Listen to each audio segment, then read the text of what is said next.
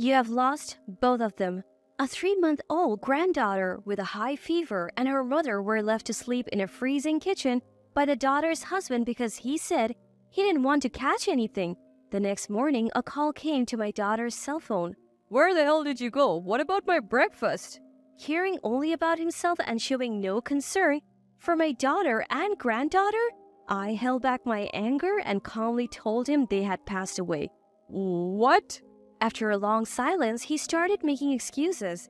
This is all your fault. You better be ready. At my cold words, he abruptly hung up. He won't get away with this. So I began my quest for revenge on behalf of my daughter and granddaughter. My name is Macon. Soon after my daughter Emily was born, I divorced her father.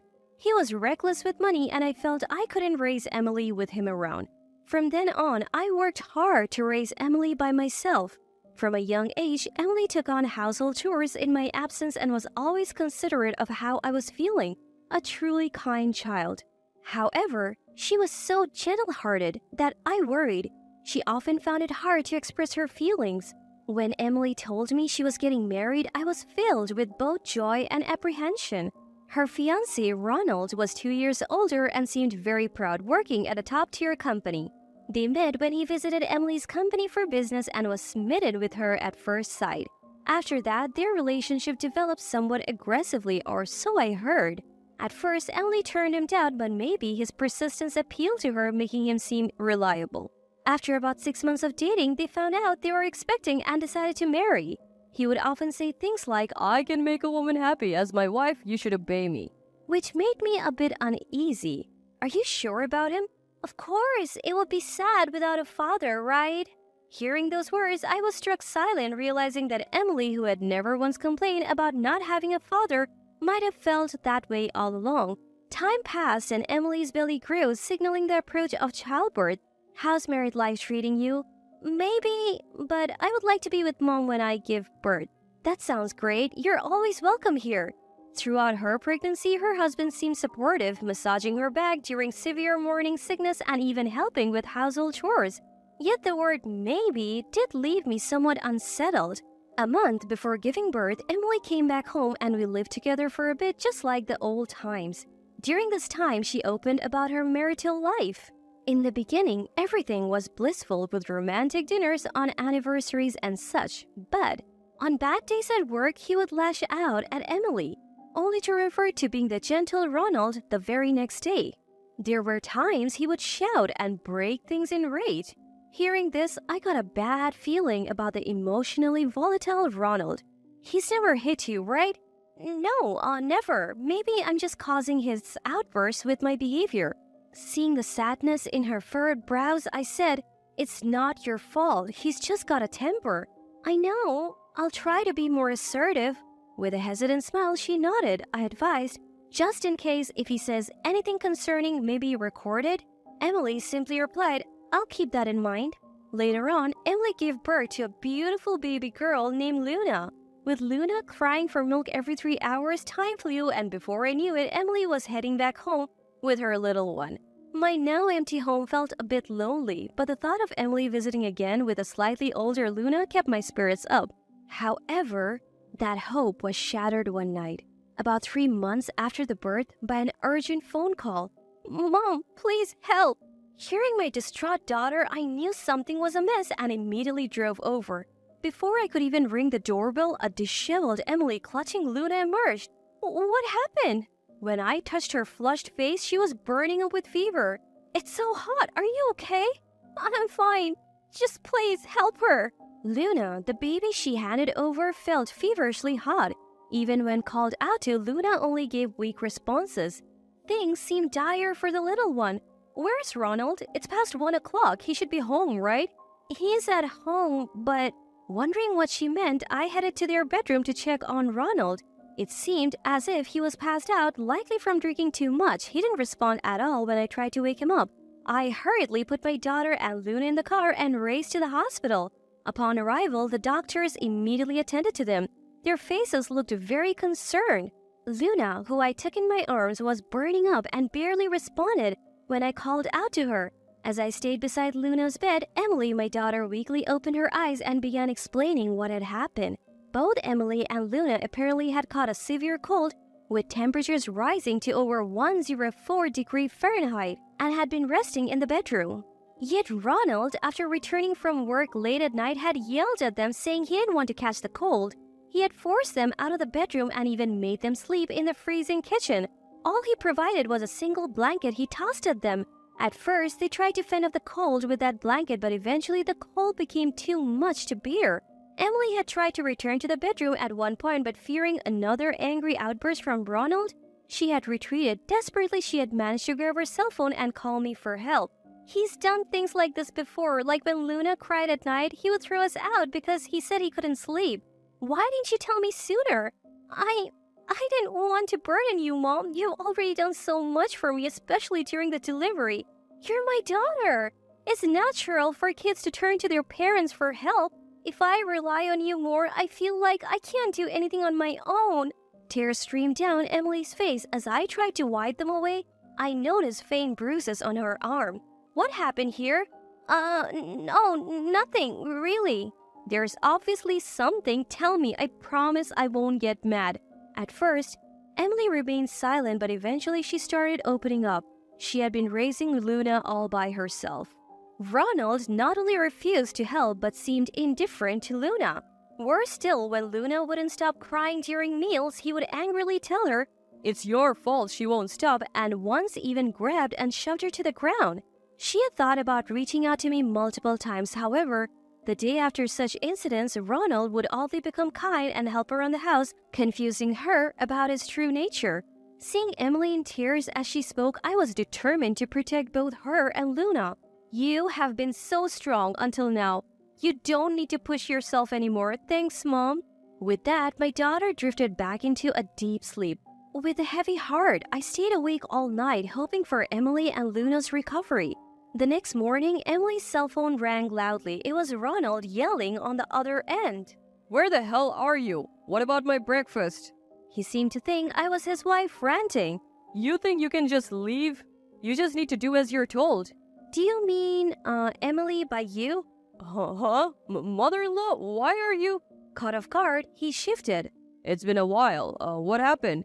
It seems you have treated Emily quite poorly. What are you talking about? I have no clue. Taking a deep breath, holding back tears, I told him, "We are in the hospital. Sadly, it's too late. You have lost them both." What? There was a moment of silence, leaving Ronald dumbfounded. It was clear he was deeply shaken on the other end. What kind of joke is this? Mother-in-law, that's a low blow even for you. It's no joke. This is all your fault. My fault? I didn't do anything wrong. He tried to sound calm, but it was clear he wasn't remorseful about leaving Emily suffering from a high fever in a cold kitchen during winter. I could barely contain my anger. Besides, it's not my fault they caught a cold. They got sick on their own, and now I'm dealing with the inconvenience. Don't play games. If you keep this up, I can involve the police. The moment he heard the word police, I could hear him swallow hard. What are you talking about? You have no proof. We'll see about that. I don't even want anything to do with you again. We'll handle everything from here on out. Don't contact us anymore. He seemed to want to say something else, but I hung up. I'm sorry, this is all I could do. Thinking of Emily and Luna, I couldn't stop the tears. A couple of months later, Ronald suddenly stormed into her house. Hey, bring her out. I know she's alive. What are you talking about? Out of the blue? Don't play dumb. I saw them with my own eyes. Ronald claimed that he saw them walking in a park during his work break. He tried to chase them down but lost sight of them when he got a call. I thought I might be seeing things, but I'm sure it was them. You told me you lost them, right? He was so furious, spittle flying from his mouth, that I smirked and replied, "Oh, did I say that?" What are you talking about? His rage intensified at my feigned ignorance, his eyes even sharper than usual. It's strange that I haven't received any paperwork or procedures after that. You're hiding them from me, aren't you? I know they're here. Maybe you're just imagining things. His voice grew louder and angrier, his face turning a deep shade of red, and the veins on his forehead looked ready to burst. Enough with the nonsense, old hag. There are things you should and shouldn't say. Why do you have it out for me anyway? Well, there's plenty to resent. I'm a top-tier guy who settled for plain Emily. She should be grateful. I sighed heavily at his words. I despise that about you, and I haven't lied. You're lying. You told me they both died. What I meant was only you lost them, not me. His rage exploded at my words, knocking over whatever he could reach, including a rather expensive vase. He probably acted the same way around Emily. I watched him keeping my cool. Just bring her out already. I need the housekeeper for chores, though I don't care much for the noisy brat. Stop it. Acting this way won't get you to Emily, and saying you don't need your own child? You have no right to call yourself a parent. I don't need to hear that from you. They are my blood, so they're mine, right? That's not the point. Do you think you'll get away with this? I'll call the police. It's your fault for lying about her death. Just bring her here now. His words were relentless, making any conversation impossible. I reluctantly took out the voice recorder I had. Seeing it, Ronald froze. What's that? Evidence of what you did to Emily. When I pressed play, the recording revealed his hurtful words to Emily. Hearing it, he paled. You really can't do anything, right? Must be your parents' bad upbringing. And shut up, stop talking back, and don't let the baby cry forever. Were among his shouts. Between his outbursts, Emily sobbed, "I'm sorry," could be heard, making my heart ache. Sounds of him throwing objects were also recorded. Hearing the recording, Ronald started to tremble. How on earth did you get this? That woman? I told her to record it just in case. So you orchestrated this? What a dirty move, and you call yourself a mother? Exactly, because I am a mother. I don't want to see Emily hurt. Insurance is important. Both of you are just despicable. If you ask 100 people, all 100 would say you're worse. There's no way I'm returning Emily to someone like you. I then presented him with the divorce papers that Emily had signed. Staring at them, Ronald was in utter shock. What is this? It's a divorce petition. It's pretty clear. Can you sign it quickly and leave? Hold on, please wait. If word gets out about the divorce, it'll be bad for my reputation at the company. Seems he's really concerned about damaging his elite image. He's making a big fuss about it. Always caring about public image, yet utterly incapable of showing any concern for his wife. Please, I'm begging you, I don't want a divorce. Judging by his almost tearful voice, this would have significant repercussions on his future career. If you don't sign here, we're taking this to court. You do realize you would be at a huge disadvantage, right? But let me see her first. There's no way I'm exposing Emily to any danger. Please, I beg you, I'll apologize for everything. I truly love her. All his earlier bravado was gone. Seeing him plead in tears was pitiful. Part of me wanted Emily to witness this, but getting him to sign the divorce papers was the top priority. Listening to his whining was beginning to get on my nerves. You brought all of this on yourself. With that ridiculous pride of yours, just sign it already. No. What? Hold on a minute. Suddenly, Ronald bolted. He must have been panicking quite a lot when he tripped at the front door, getting mud and grass all over him. He didn't look anything like the polished executive I once knew. I immediately contacted my lawyer and, following their advice, reported the incident to the police. He was arrested at his home, initially on suspicion of property damage. Later on, he was also charged with assault against both of us. In the end, between alimony and child support, we were able to secure about $80,000. It was a small relief given the circumstances. Once his criminal record became known at his workplace, colleagues started avoiding him, fearing his violent tendencies. He couldn't handle the isolation and eventually resigned on his own.